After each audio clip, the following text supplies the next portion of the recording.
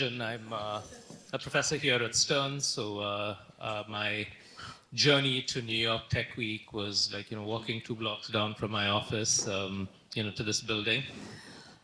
And we have a pretty stellar panel here. We don't have a lot of time because of we're sort of running behind. So I'll make some really quick introductory remarks, and then I'll invite the panelists to sort of tell us a bit, maybe a sentence or two about what they do and what their connection to the question of the panel is. And we'll have a couple of questions, throw it open to the audience if we have time. So the topic we're discussing today is beyond automation, how AI is unlocking a new era of human potential. And, the beyond automation part is, in many ways, people are looking at artificial intelligence, and there's one narrative that it will do what humans do. That's the automation narrative. There's a different narrative, which is it will expand what humans are capable of doing. That's the augmentation narrative. And at this moment in time, it's not entirely clear to anyone which of these two narratives is going to dominate. We do know that AI lowers the barriers to creating things of value dramatically, perhaps more than any other technology that has preceded it. And in some ways, this promises to grow the economy. When you can create things of value more easily, the economy tends to grow. It tends to go in a direction that is fulfilling unfulfilled human aspirations. This is, in the 18th century industrial revolution, where people worried about what will be left for humans to do. I guess the unfulfilled aspirations at that time included, there was no healthcare industry, there was no tourism industry. There were other industries like interior design that barely existed. And so there's a wide variety of things that humans wanted that they couldn't get because they were busy surviving. And once machines took over and made it easier for humans to survive, humans then pursued these other things. So the question is what are the unfulfilled human aspirations that the expansion of the economy is going to sort of follow? Our panel has, sort of a range of expertise from, different industries, academia. We have Alcir Goncalves from Meta. We have Shawn John. I like that. It sounds better than Shawn John from Cisco. We have my colleague Anat Lechner from NYU Stern and Mike Marrone from C3 AI. And so why don't you sort of briefly introduce yourself, just sort of tell the audience in sort of 2 or 3 sentences what you do and what your connection to AI and human potential is. Sure. So I'm Mike Marrone at C3 AI, predominantly focused in the defense technology space. But I had a brief stint. I was in the Army for quite a while before that, Deloitte, et cetera. But I had a brief stint in the health and beauty space, focused on mani-pedi franchising. It's probably why I was invited here from the, bringing the beauty side into the defense tech realm. But, very involved in how we deliver AI and command and control layers to the Army, Missile Defense Agency, and many others. I'm Anat. I teach at Stern ever since 1999.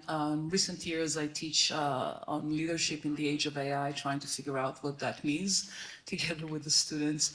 I have an AI startup. I come from a consulting background. I spent a few years at McKinsey, and I'm doing a lot of consulting on my own. I'm very much intrigued by, what do humans like us do now that there is a new will in town? It's as if we are crawling out of the cave once again, and there is new will. And I think that if we're connecting with the previous panel, there are so many problems that can be solved now that we couldn't solve. So my concentration is on the upside of what's about to happen. I'm trying to better understand it. Hi, my name's Shawn, and I have been in and around AI since the 1990s. It's been in existence since the 60s. The compute speed and the data available to train these models has really catapulted the AI models to a whole new level. And when you look at the rate of innovation on those, it's exponential. I have situations where I have customers. So I work at Cisco, and basically what I do is I figure out what people are trying to do and then figure out how to apply technology to help them do that. Whether that's AI or not, I don't always go to AI because sometimes AI is not the answer, believe it or not. So I try to objectively figure out what is it we're trying to do and then work backwards from that.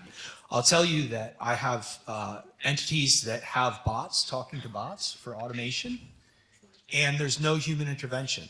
So you have an AI sending something to an AI and an AI responding to something from an AI.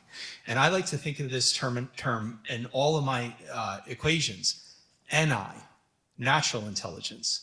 Because I do think that the minute you get to close to singularity and you have those AI models now self-improving and we, by definition, lose control. And so I think that there's an important point to always have NI as part of AI. And so that's what intrigued me about this one. Awesome. My name is Alcir. I work at Meta as a business AI specialist. And I've been at Meta over the past 9 years, so I've been seeing everything. And most recently, the company has pivoted towards AI. And what I do there is basically to sit between the people who actually build the AI products, so engineers, product managers, and the clients who are going to use it. So my area specializes in products that are outside of the ads space. So applications specifically for businesses in all sizes, from small companies into large enterprise. And what makes this area different is that the products we are bringing to market are in pre-launch stage. So we are testing the products, we are seeing what actually works. And the good thing about this role and this position is that I can see what's really happening behind the hype. So what actually works, what clients resist to, what they like about AI, and what are the workflows that are actually happening. The point is, 15% of everything that happens in terms of decisions and conversations in workflows are going to be handled by agents in the next couple of years. Last year, it was 0. So AI is becoming more and more important. Companies are using it, people are using it. So I think the right question today is not exactly what is going to be the best model or how AI is going to transform everything. It's already happening.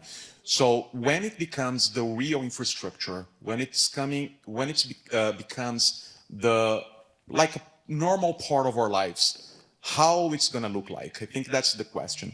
And right now, based on what I've been seeing with this like hundreds of clients and products we've been testing, is that the gap is not necessarily technical, it's behavioral. In terms of, okay, this is AI, I need to accept this, I need to transform my company to be able to work with those workflows. So that's my take in a nutshell. Okay, I mean, that's awesome. And we'll, to the extent that we can, we'll come back to the points that each of you have raised. So Anat, I'll start with you. You've said a lot of memorable things. One of the things that you said recently in the context of your really successful course is that AI is not just a tool, but it's a systemic shift in how businesses and society operates, right? And this is it's sort of a fundamental change in sort of how business and society are going to operate. So, I mean, where in your experience are you seeing AI genuinely expand human potential, sort of the core of the panel's question, versus simply speed things up or substitute for what humans do? And so why don't we start with you, and then people can weigh in, and then I got a few more questions, and let's see how far we get. I think it's any time you don't remember the question, let's move into the last panel, ask me, and I will tell you, what I think the question is. I already forgot it, my age. I think that I'll say something a little bit more broad, not necessarily in terms of examples that we all see in industry already, across different occupations, but I think that I'm very much interested in that condition that we now gave machine the opportunity to command language. And it is the first time that the machine has now had come to augment us this way. And language has been our, well, what shall we call it, moat as human beings, right? Everything that's created is created through language. And so there is a question on augmentation, there is a question on replacement as a result, and we already get to see the models being able to infuse all sorts of smart insights, foresights into the work that we do, even casually. We're doing some work with Claude, and I'm asking Claude to whatever develop with me, co-develop a leadership development program for a client of mine, and it can quite quickly generate 15 more ideas than the ones that I have, and I can vet them, and I can maybe through my expertise be able to wait on them, but I wasn't necessarily so quick, and I wasn't necessarily thinking through all these angles. So those examples are naturally augmenting ways of thinking and ways of approaching things. But to me, the question is, where is the human becoming the bottleneck?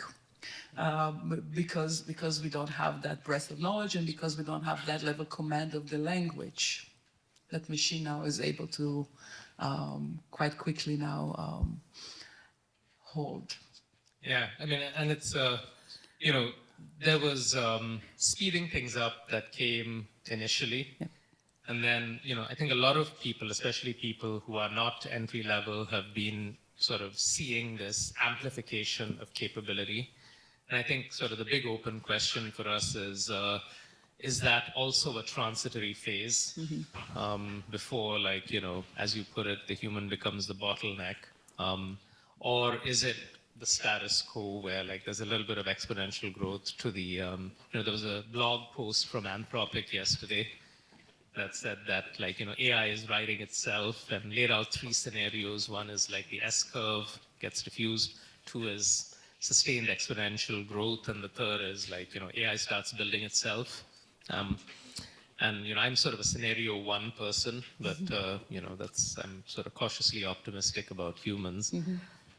Like Mike, I'll move to you. You know, because, you know, you're in a very interesting sector. You know, there has been a tremendous amount of use, like, you know, to Shawn's earlier point, like, you know, AI didn't come with ChatGPT in 2022. It's been around for decades. And, you know, the defense industry has been like an extremely heavy user of AI for a long time now. But, you know, if you think about it, I mean, like, you know, your environment is incredibly data rich, right? I mean, like, decision makers are drowning in data. And, you know, there's volume, there's the speed, there's like complex data. Do you see AI actually sort of having an impact in reducing the cognitive burden on humans? I mean, to Anat's point of like, you know, we don't have the capabilities that this machine does. But like, is yours a scenario where this is actually a huge advantage because, you know, the human capabilities, like, you know, if they are augmented through this reduction in cognitive burden, like, you know, the human can perform a lot better at whatever it is they have been sort of like, you know, consigned to perform? Definitely. So really, you nailed it with cognitive burden. So kind of 2, you know, major buzzwords you'll hear around the Department of War community is, you know, accelerating decision dominance and reducing the cognitive burden or the cognitive load. And we're seeing that at pace, at scale already today. I think the Army is probably, you know, above and beyond the other sister services and how they're going about thinking, you know, around the data fusion problem set and accelerating mission command and mission planning. But you know, there's no doubt that we are already seeing applications that are providing accelerated decision-making to the warfighter. We're seeing that play out in Ukraine right now. We were seeing that play out in the Iran theater as well. And I think what's probably most important are the challenges that come with that. And, you know, I distill that to really, you know, 2 primary that, you know, come to the top of mind. One is the data fusion problem set. So how are we taking all these disparate asset systems and sensors? And you know, the commercial realm has the same problem. You look at oil rigs that Shell or ExxonMobil may have, these really kind of legacy systems, and how you're able to connect those to the next generation systems that may bring more advantage in terms of compute, in terms of reduced costs, in terms of, you know, enhanced power output, but they don't speak to each other at all. And so the issue hasn't necessarily been in the output that, a frontier model's giving or a fine-tuned model on, what target to destroy or how you're frequency hopping between different electronic warfare signals. It's really been how are we managing this data as close to the warfighter, as close to the tactical edge as possible, given, very kind of, complex amounts of data that need to reside and it require the kind of the storage capacity to provide the output they're looking for. So I think it's really the kind of swap, right? The size, weight, power, and ultimately cost and compute size as well. That's really kind of the problem right now, not if we are reducing the cognitive burden. Okay, and can you unpack decision dominance for us a little?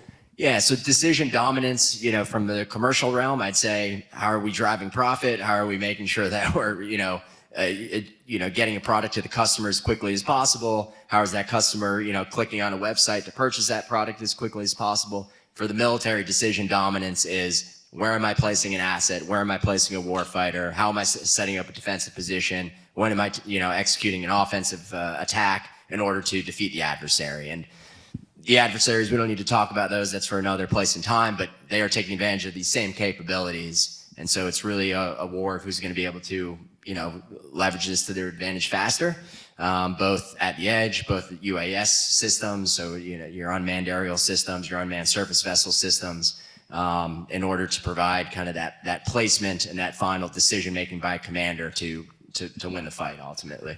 Okay, and that's, it seems very clear that in your domain, there's going to be sort of a dramatic increase in the use of machines, as there always has been, but it's not yet clear whether that will sort of lower the dependence on humans or raise the dependence on humans, right? I'll move to you, Shawn, because you've sort of raised this intriguing possibility in this capital labor substitution question. The typical question is, will we spend more on data centers and compute and then less on human labor? Or will we end up spending, sort of less on capital over time and more on humans? Well, because the economy expands, which has sort of been generally like, the story of economic progress, like, for the last 250 years. But there's generally an assumption in these conversations that the substitution moves one way, right? Like, more machine, and that implies less human. And, there's this possibility of more machine, more human, but you've raised this sort of other possibility, right? That cost, regulation, and like, sort of potential liability can make the human option lower risk or lower cost. And that may actually sort of, that sort of advantage that humans have over machines may actually grow over time. So, this is novel, and like, I'd love it if you could unpack it for us and like, tell us where you think this might be more likely to happen than less. Sure. I want to frame it with first principles, because when we think about the biological limitations of the human capacity, they're finite, right? Maybe it will grow over time, but it's finite. And when you look at the growth of technology, and not just AI, but and I can't stress this enough, the underlying compute and data that's generated, right? That's of equal, if not more, impact. And I predict there's going to be a change in how we do compute that's going to really catapult it. But it's happening exponential. I have a machine at home that runs, and it's getting to know me, and it's learning how I answer things, and it's automating my answers, and it's doing things like this. So to bring it back to your question, I guess, when you think about those first principles and the limitations of the tools you have to achieve an objective, I think that there are things that will, at least for the foreseeable future, lean towards a human to be more efficient and more effective. But when you think about something, and I was talking to my wife about this before, and this is her analogy, I'd love to take credit for it, but think about finding a needle in a haystack, right? Which is what a doctor needs to do. If you come in, there's a cocktail of things that you have. You have your DNA, you have your lifestyle, you might have an ailment, you might have certain medications. There's a cocktail of things that they need to sift through, many different haystacks. Now, a human being, will have to sift through one haystack to find that needle. And they may or may not find that. But when you start to put the different haystacks together and you still have that one needle to find that optimal thing, that's when you can really leverage the power of AI. And you still need the human there. I'm a big proponent of guarding AI to AI to AI to AI, because by definition, when that singularity happens and the human's out of the loop, you start to lose control. So from an economic perspective, I think a human is always necessary in some way to make sure that we are in control, because that's the scary part to me, is that next piece. And so, is there any particular scenario where you see this sort of narrative playing out where, maybe the machine can do it better, but for the reasons that, you've sort of alluded to in the past, you've alluded to, risk, cost, predictability, we're going to be using humans rather than machines? Oh, absolutely. So if you just look at the compute and storage costs, right, and the power consumption, and they're increasing exponentially, there are absolutely going to be tasks that will be more efficient and more effective to be done by humans for the foreseeable future. What scares me is the rate of innovation that's happening. It's hard to predict. Literally, I will work with a model 1 month, or I'll work with something 1 month, and within a week, it's obsolete. The rate of innovation is staggering. And then, you start to look at things like Neuralink, and you start to look at the fusion of humans and machines. It's frightening to me a little bit. And it's frightening because it's an unknown, right? It's not knowable, and we kind of don't know where that's going to go. But absolutely, for the foreseeable future, I can't fathom letting the AI run on its own without check. Okay, and that's in some ways the a lot of how this will play out will depend, I guess, to some extent on the extent of the capabilities of the current generation of AI systems that we're building, right? Because there's Well, look at Ethos. yes, that is. It emailed its developer that it's escaped. Yes, and so I'll share. Let's sort of move to you, because you've been watching companies. You were sort of initially sort of doing this in the telecom sector, and and then you helped a whole bunch of companies in the telecom sector with sort of their AI implementations and sort of AI transformation, which is the thing that we're all trying to figure out. What exactly does that mean, right?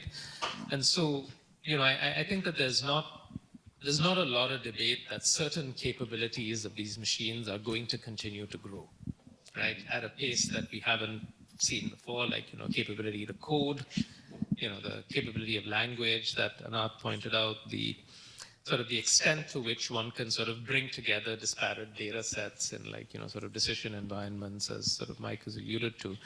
So there's the technological progress that's going to happen. The agents are going to get better. But that's not the only part of what leads to success with AI in business, right? And there are businesses that do certain things that make the AI succeed or the tech succeed. There are businesses that maybe apply them to particular kinds of problems. So sort of in your work, what are you seeing as either the characteristics of the business or the characteristics of the situation where AI seems to be successful versus the characteristics where AI seems to sort of not be working in favor of the stakeholders? That's a great question.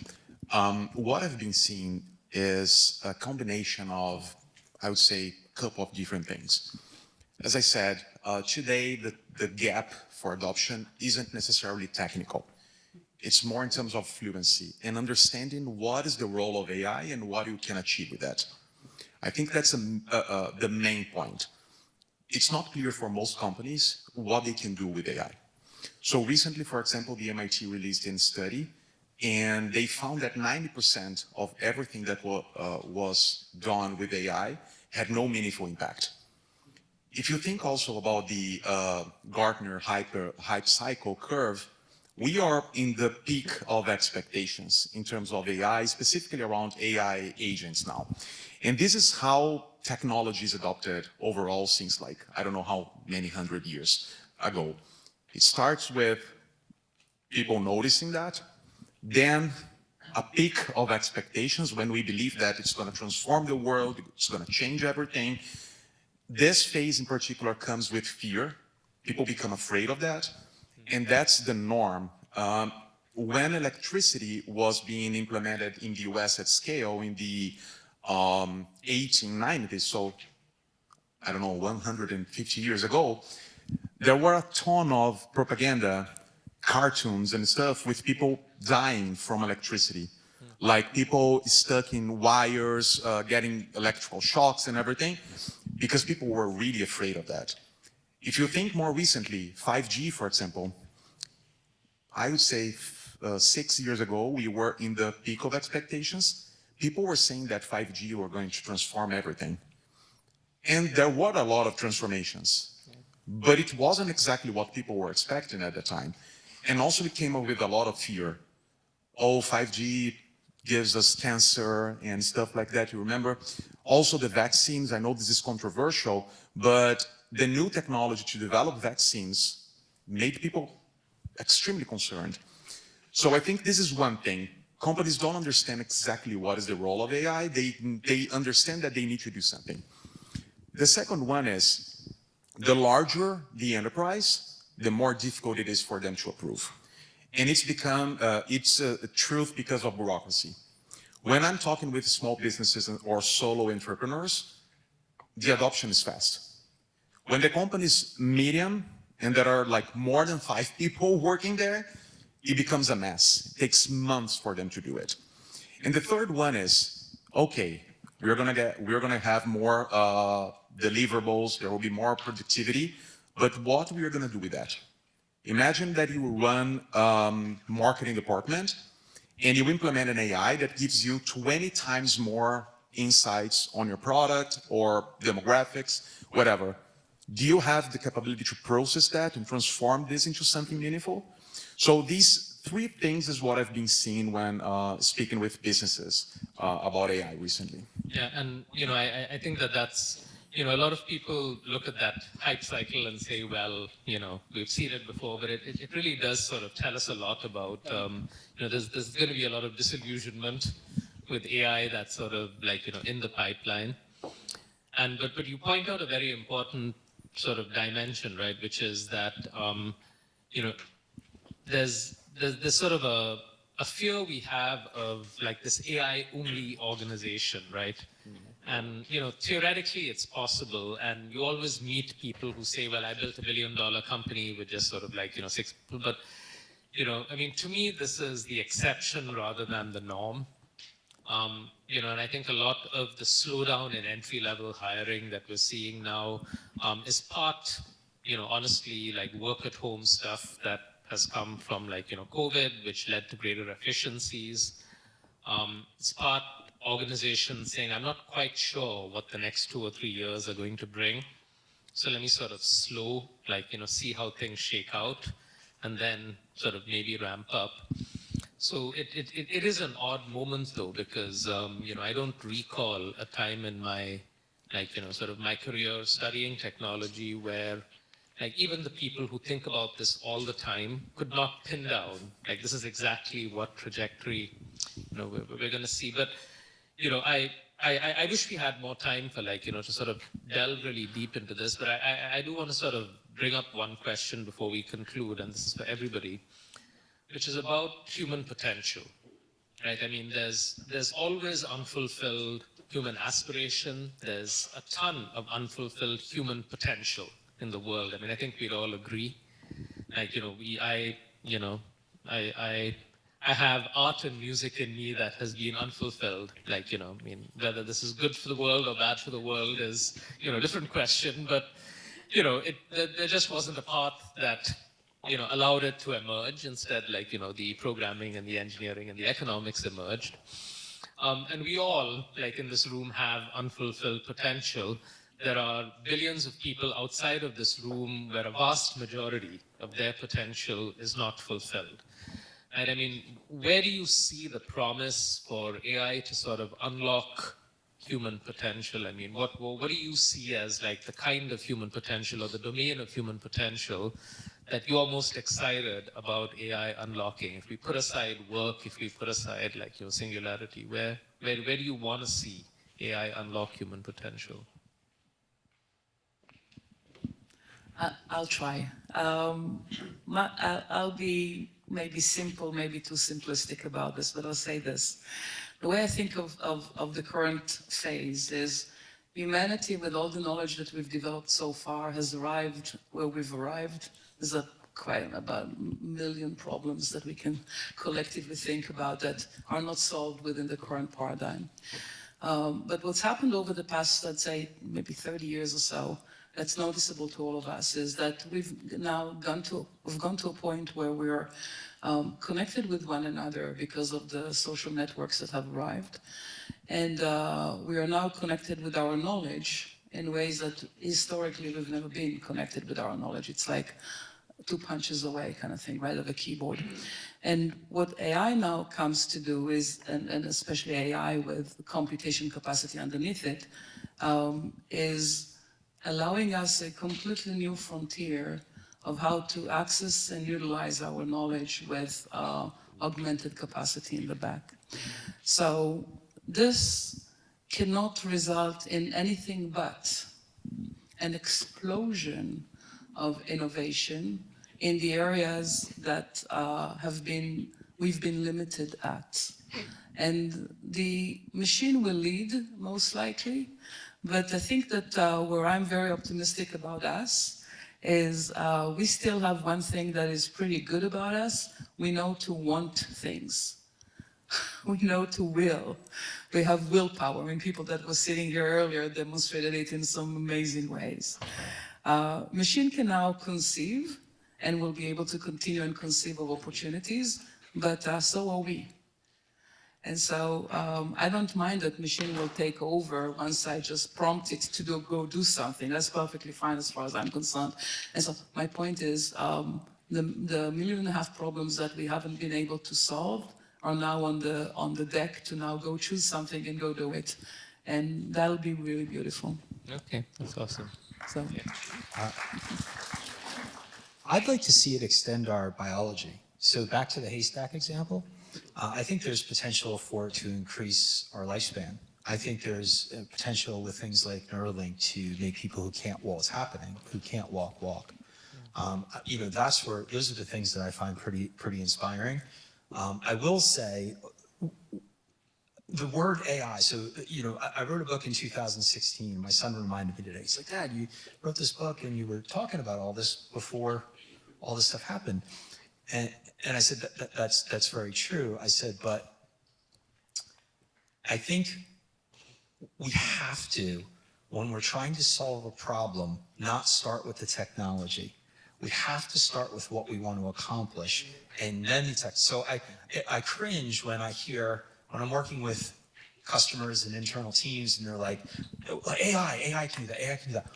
Why are you doing it, right? Like, what is it that you want to achieve? Let's set the target first and absolutely consider AI in our quiver, right?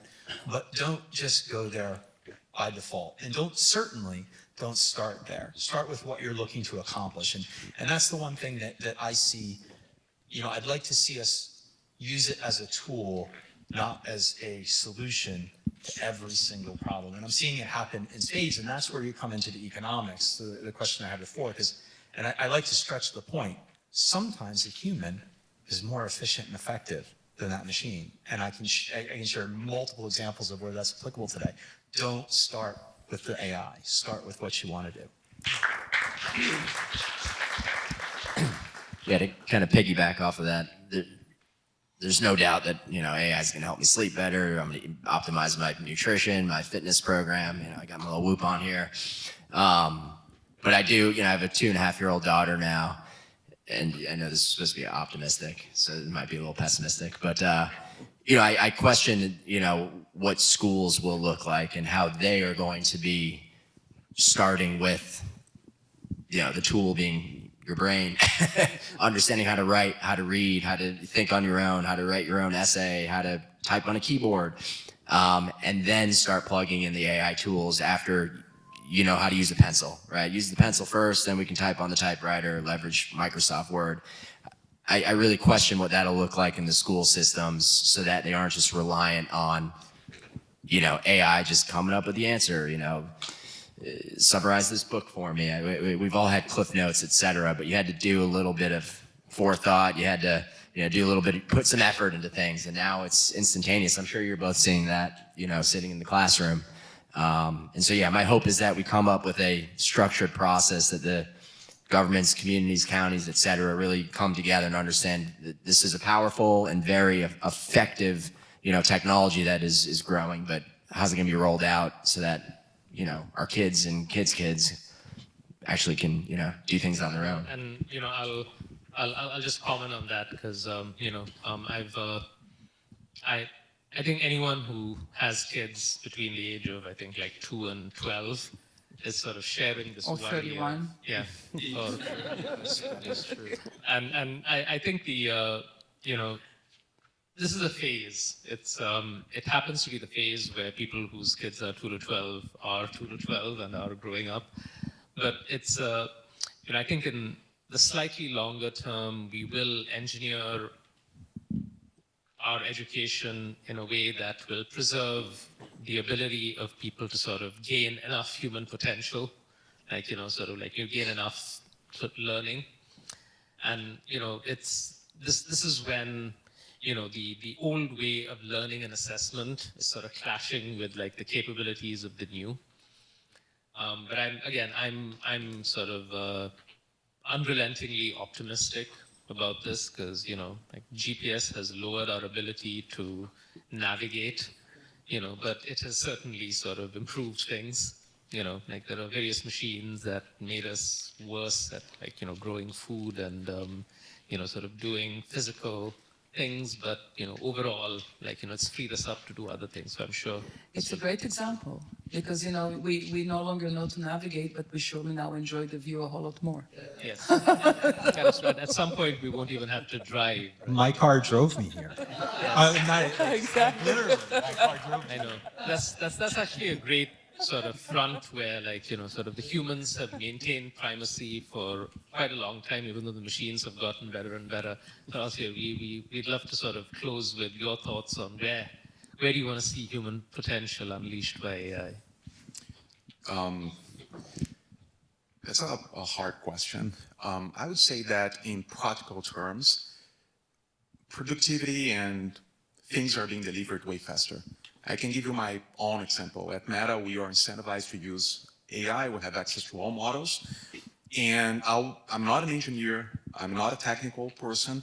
And I was able to deliver a solution that saved almost 500 hours of work without knowing it. So we are able to do now things that we weren't able to do before unless you had the knowledge or you were trained to do that, or you spent years and years and years at college or research, whatever. If we go back in time, let's say 300 years during the Enlightenment era, all those philosophers and those people, they believed that knowledge should be available for everyone. So more universities, public libraries, because they believed that once human beings had access to information, we would be better. Many people fought bravely for us to be able to do that.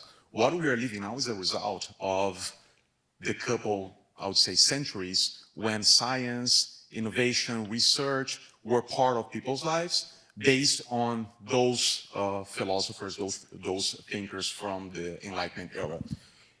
And we got there. Information has never been so broadly available to anyone.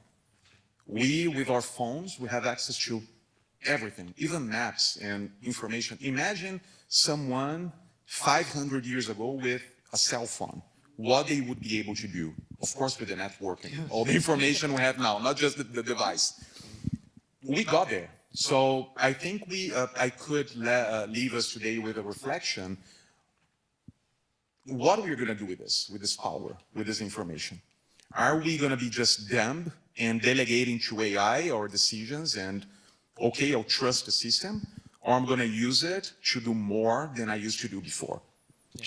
And so I guess whether or not AI will unlock human potential, you're saying sort of really depends on the human and sort of what the human is going to do. I've always fought the notion that digital technology increases inequality. This sort of seems to be part of the narrative. And I look at, when I was a kid in India, there were 1 in 50 households had a telephone.